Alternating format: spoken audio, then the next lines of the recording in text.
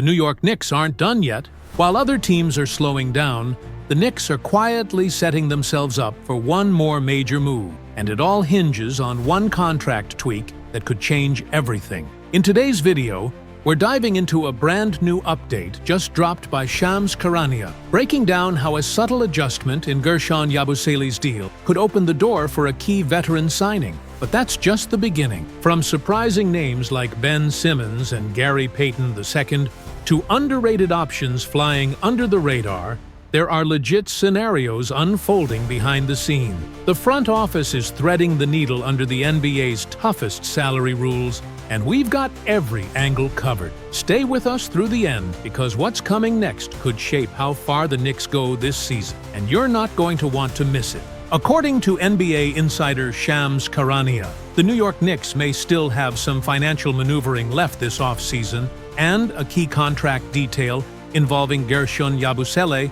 could significantly impact how the front office proceeds. As I was going through the latest updates, what stood out was Shams's report that Yabusele is expected to sign a 2-year, $12 million deal with New York, with a player option for year 2.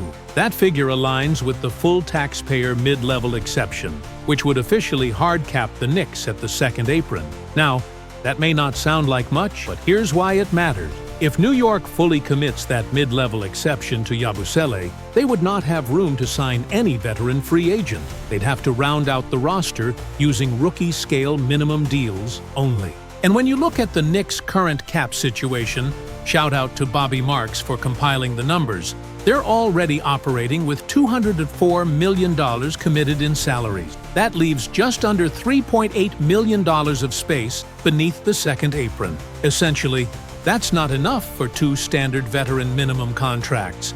So unless the Knicks find a way to trim additional salary, or Yabusele accepts slightly less than the full MLE, the team's options narrow quickly.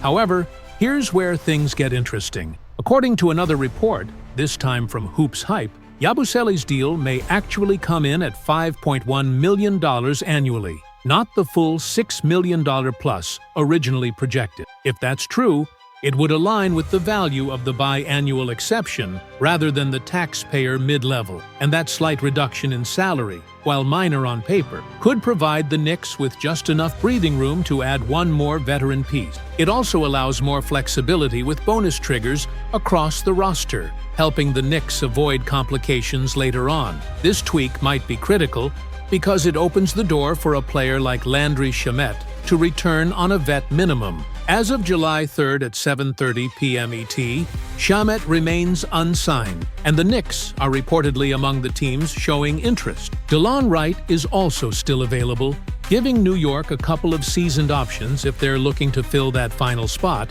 with an experienced backcourt presence. When I think about it, the question becomes, if you're the Knicks, who do you go after, Shamet or Wright? If I had to put money on it, Shamet would be the favorite. He brings elite corner shooting and playoff experience, and the Knicks have liked what he offers off the bench. But anything can happen at this point. And of course, Shams also outlined the broader free agent landscape. Big names like Jonathan Kuminga and Josh Giddey are still out there, but they're restricted and likely out of the Knicks' price range. Quentin Grimes is in a similar spot. Damian Lillard, yes, Dame, is also technically a free agent now, but the odds of him landing in New York? Slim. Rumors are swirling around Boston, Golden State, and even LA. That's probably a long shot. Ultimately, if Guerschon Yabusele's deal comes in just under that full MLE, it gives New York the chance to make one more strategic addition. And that could be the final piece in what's been a very calculated and forward-thinking offseason for the Knicks. Continuing from Shams Charania's latest report, there's a growing sense around the league that if Guerschon Yabusele accepts a slightly reduced deal, as has been suggested, the Knicks could unlock just enough cap room to sign another impactful veteran. One name that keeps popping up is Landry Shamet.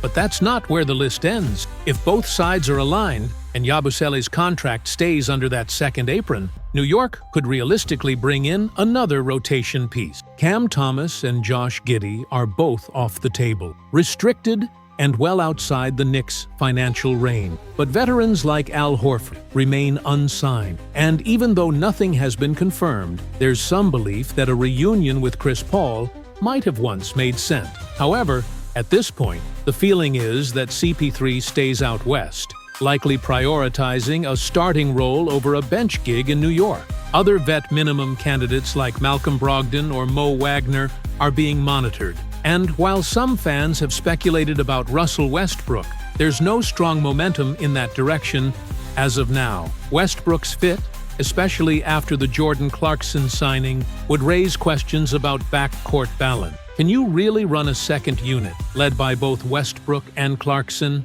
That feels like a stretch. Still, Shams notes that there's an entirely different crop of names the Knicks might pursue more serious. Chris Boucher, who the Knicks reportedly had eyes on around the 2025 5 trade deadline, could be one to watch. Gary Payton II is another intriguing option, especially with his perimeter defense. Anthony Melton fits the mold of a combo guard who can score in bunches. Amir Coffey has drawn internal buzz. And then there's the surprise name, Ben Simmons. Yes, sources have floated the possibility of Simmons resurfacing on the Knicks' radar. It's unclear how serious those conversations are, but with the Knicks clearly prioritizing versatility and depth, Simmons' size and playmaking could at least justify a minimum flyer, especially if there's a belief he can be healthy and locked in. That story is one to watch closely. Beyond that, Cody Martin and Trey Lyles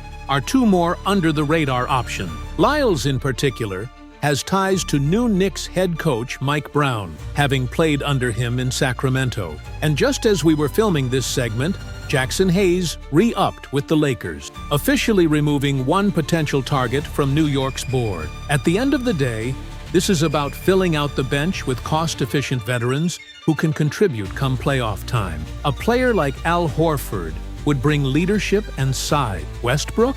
Maybe more unlikely, but you never say never. The Knicks don't just need names, they need the right fits. That's the challenge Leon Rose is up against right now. Clarkson's presence off the bench already adds a strong scoring punch, and Yabusele, who hasn't even suited up for the team yet, is quickly becoming a fan favorite simply based on his skill set and attitude. If he's truly taking a discount, that's going to give the Knicks a major boost, but the front office must act wisely. That final roster spot mattered. If all falls into place, New York will be in position to add one more quality piece. And as Shams highlighted, even a few $100,000 of flexibility can make a real difference under the new CBA rule. Bonus incentives, escalating contract. The second apron is unforgiving, but so far, the Knicks are threading that needle. And as Shams Charania wrapped up his latest report, one thing became clear. The Knicks still have work to do, and every dollar under that second apron could unlock a roster-altering addition. Whether it's a shooter like Landry Shamet, a defensive specialist such as Gary Payton II, or even a swing-for-the-fences move on someone like Ben Simmons, New York's front office is ready to pounce. Stay tuned, because once training camp opens, every move will matter that much more. Drop a comment below with who you'd sign if you were Leon Rose. Shamet, Payton II, Simmons, or someone else entirely. Don't forget to hit subscribe and ring the bell so you never miss one of Shams' insider updates or our in-depth Knicks breakdowns. Thanks for watching, and we'll see you on the next one. Go Knicks!